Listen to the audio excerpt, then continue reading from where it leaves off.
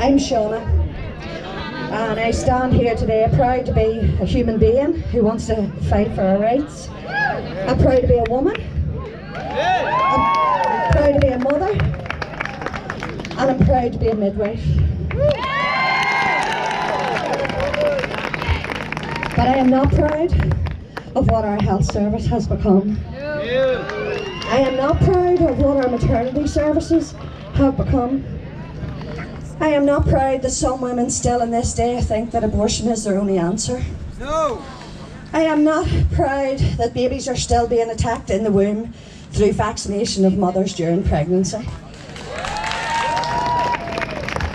And I am not proud that when babies die in the womb, that the coroner of this country is not asking the question, was this mother vaccinated? It's not even entertained as a risk factor. The history books will show that the medicalisation of childbirth in this country has a lot to answer for. It's criminal that parents are being kept apart during vital times in their child's development, like those early scans and those early hours post-birth. Daddies have as much right to be there as the mummies have.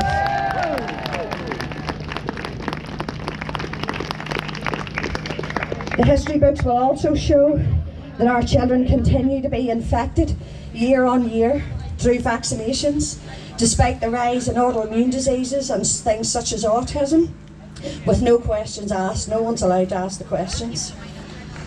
The history books will show our elderly were dumped out of hospitals into care homes and left to perish on their own with not even a hand to hold. Shameful! Disgrace! The history books will also show that journalism became extinct in favour of those who reported the directed narrative. Shame on you! Stop the BBC! I seen the time when journalists would have joined paramilitary organisations just to get an interview. They wouldn't even meet me for a coffee on Thursday. Questions will be asked.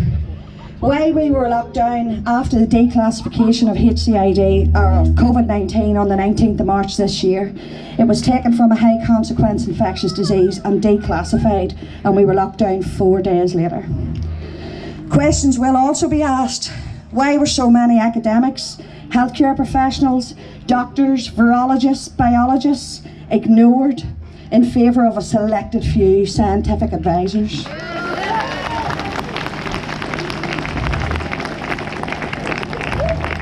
Questions will also be asked by future generations.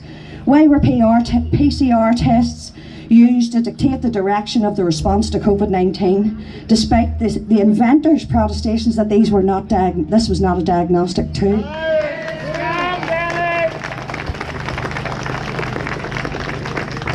Questions will also be asked why so many government officials and other high-ranking people were inextricably linked to profiteering from companies involved in vaccine development.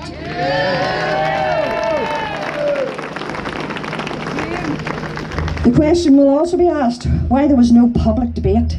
Where are our politicians?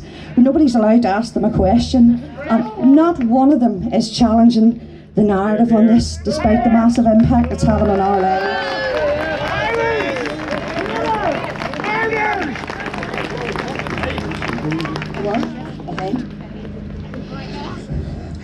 Future generations will want to know from us, where were the advocates?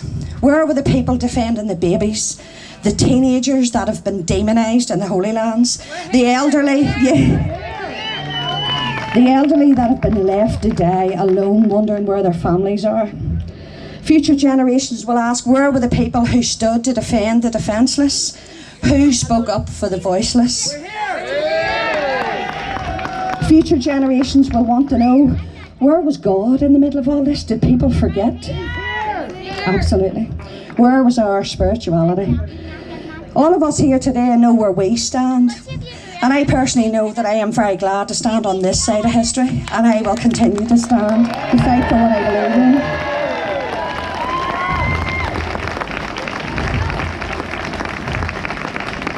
in. We have to replace fear with faith. We have to have faith in something. And I know looking around here today, I feel so much less fearful. There's so much good vibration in here today. And in the words of one leader that we did have, we shall overcome.